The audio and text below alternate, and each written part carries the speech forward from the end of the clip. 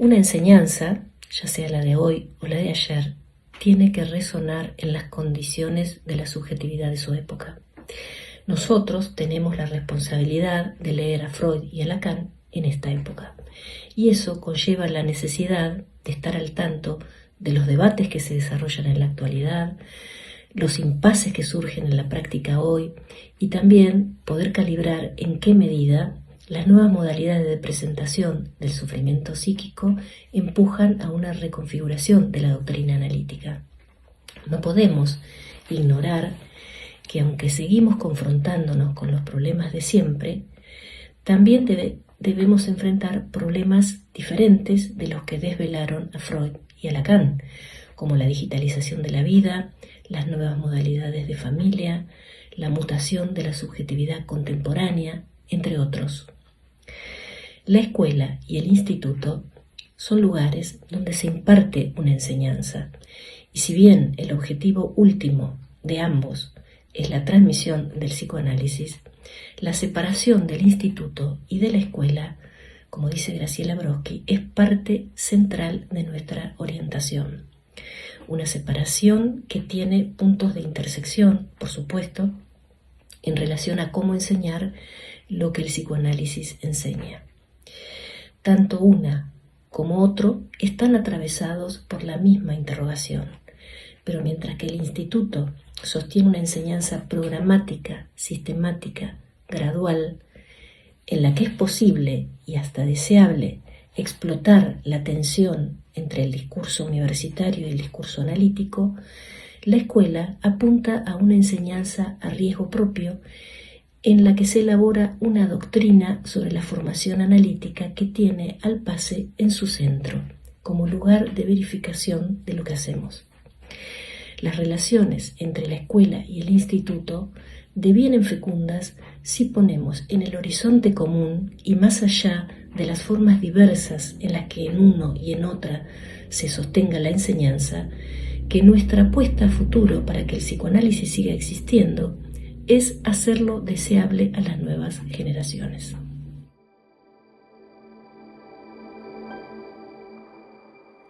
Mi relación al psicoanálisis estuvo marcada por la enseñanza del psicoanálisis desde muy joven. Podría incluso decir que aprendí psicoanálisis a partir de tener que enseñarlo a otros, y fue esa contingencia de inicio la que me hizo elegir al psicoanálisis de una manera diferente a como me había sido transmitido o lo había aprendido en la universidad. Enseñando se aprende no solo a leer la doctrina, los conceptos analíticos, sino fundamentalmente se aprende a leer de otra manera, porque cada uno lee desde un lugar propio. No todos leemos lo mismo. Hay algo propio que se juega para cada uno y eso no se desecha, no es accesorio, es parte de la lectura que cuenta. Por eso, el objetivo de una enseñanza en psicoanálisis no se limita a la adquisición de conocimientos como en otras disciplinas. No alcanza con eso, aunque sea necesario tenerlos, esos conocimientos. Como en la natación, uno puede leer todos los libros de psicoanálisis que quiera y aún así ahogarse. Hace falta pasar por la experiencia, confrontarse al propio obstáculo ante el saber y extraer de allí un modo singular de hacer con el vacío de un saber agujereado. Enseñar es, como dice Miller, hablando de Lacan, hacer deseable el psicoanálisis para otros, porque el psicoanálisis solo existe si hay un deseo, no es letra muerta que aguarda en los libros. Sabemos que Lacan leyó a Freud con un deseo de hacer del psicoanálisis una práctica de su tiempo. No solo leyó a Freud, no solo leyó lo que Freud escribió, sino que también interpretó el deseo de Freud. Nos enseñó a leer en las frases de Freud más allá de lo que dijo la propia enunciación de Freud, aquello que no dijo, pero que resuena si se lo sabe oír.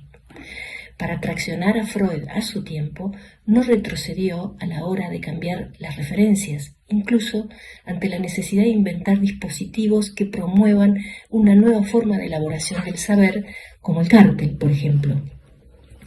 Esta manera de plantear la enseñanza y la lectura cambia totalmente la idea de lo que consideramos saber en psicoanálisis. Enseñar a Freud y Lacan, no sin Miller, que siempre aporta las buenas claves de lectura para adentrarnos más allá de lo evidente, es lo que hacemos.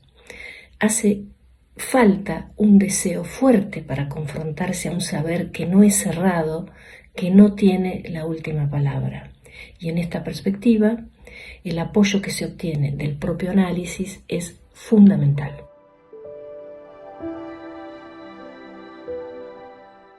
En el principio de una enseñanza, así como en el inicio de un análisis, está la transferencia. Es conocida la frase de Lacan que dice que la enseñanza del psicoanálisis no puede transmitirse de un sujeto a otro, sino por las vías de una transferencia de trabajo. Creo que es una frase que está en el acto de fundación. Podemos ver que con esto Lacan nos plantea un arco que va del trabajo de transferencia, que es el trabajo del análisis, donde el analizante, a la par que realiza un tratamiento de su sufrimiento, también lleva a cabo una verdadera experiencia de formación analítica. Les decía, del trabajo de transferencia a la transferencia de trabajo, que es con lo que Lacan viene a responder a la pregunta de cómo enseñar a todos lo que el psicoanálisis enseña uno por uno. La transferencia de trabajo apunta precisamente a esto, que el trabajo es transferido uno por uno. Y no se trata de transferencia de contenido solamente, para eso no hace falta la transferencia, sino que, nos dice Lacan, se trata de transferir un estilo. Cuando planteaba que hace falta un deseo para enseñar, hay que distinguir entre el deseo de cada uno en su singularidad y el deseo como función, el que hace existir al psicoanálisis en el acto analítico, y que llamamos deseo del analista. Freud inventó el psicoanálisis a partir de la histeria, es decir, a partir de un deseo de deseo. Y Lacan extrajo las consecuencias de este paso inaugural al formalizar la posición del enseñante del lado del analizante, no del lado del analista. La enseñanza como un modo de mantener vigente la posición analizante, incluso para quien ha devenido analista a través del pase. El analizante es aquel que habla sin saber lo que dice, que corre el riesgo de la falta porque se expone a los efectos de la castración cuando habla. Pero por eso mismo es el que puede hacer surgir lo nuevo en el saber como respuesta a esa falta, el que está en la encrucijada de hacer avanzar el psicoanálisis cada vez. Esto permite diferenciar el trabajo de transferencia, que descansa en lo que el otro sabe, entendiendo por otro el saber que existe en el inconsciente, y la transferencia de trabajo, que se dirige al no saber y pone en el centro el SDA barrado, que traducimos como un saber agujereado sin garantías. Por eso, todos los dispositivos de escuela que inventó Lacan, el cártel, el control y el pase, e incluso podemos agregar la conversación, son maneras de valerse de este SDA barrado, para ir más allá de lo ya sabido y de este modo hacer avanzar el psicoanálisis. Recordemos que Lacan decía que cada uno tiene la responsabilidad de reinventar el psicoanálisis. Se refería a que no existe el psicoanálisis con mayúscula, construido de una vez y para siempre. Que el psicoanálisis cambia a la par de los cambios de la época, por un lado, y también a medida que nos hacemos sensibles a la lengua. Como tampoco existe el analista, sino que hay analista en el acto, cada vez, algo que solo se puede saber a posteriori por las consecuencias que de allí se derivan. Entonces, enseñar un psicoanálisis cultivado por la transferencia, que se apoye en una relación de transferencia singular, es muy distinto que aplicar el saber analítico fuera de la transferencia, tal como Freud nos transmitió en su artículo de 1910 sobre el psicoanálisis silvestre. Freud se preocupaba de resguardar la práctica porque se daba cuenta de que el saber podía circular fuera de la transferencia y convertirse así en un saber de manual que podría ser utilizado como una mera técnica.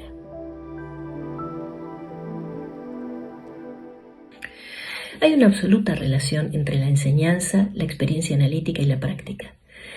Lo que obstaculiza el acceso al saber es la creencia en que existe un otro que lo sabe todo.